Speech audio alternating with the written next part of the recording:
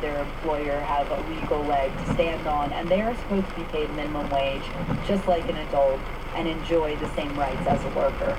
Now, there has been some backlash, am I right, there in Bolivia and even internationally about this new law? There certainly has been.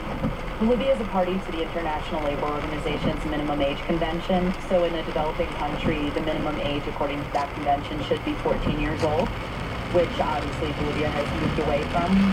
And people say that a child who's working doesn't have the proper time to dedicate to school, that it's going to trap people in a cycle of poverty because they're never going to be able to get an education. They could move them out of it. People say that the minimum wage should be increased for adults so that they're more able to support their families. And kids you talk to, what is in general reaction to this?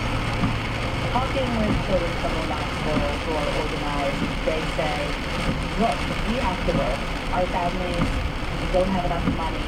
We want to give our mothers money so that they can buy food. We want to buy our school supplies. And we work, and we're going to continue to work. So this gives us an opportunity to be recognized and to be more protected as young workers. But then you'll talk to other young people who say, this is not a great situation. Our parents need to be able to have better jobs so that they can actually support our families. Sarah Shariari is a reporter in La Paz, Bolivia. Thanks for joining us. Thank you so much, Renee.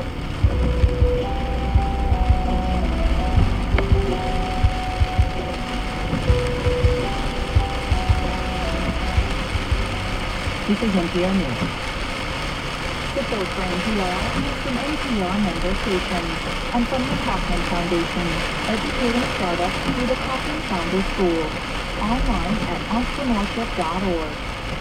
From the William T. Grant Foundation, supporting research to improve the lives of young people, online at wtgrantfoundation.org. From the estate of Maya Zetterman, whose bequest is a tribute to NPR's ongoing dedication to music and the arts. And from Joyce V. Hale, in the interest of engaging in informed and civil electorate. This is NPR. It's been a rainy day for the Front Range in Denver area and much of Colorado.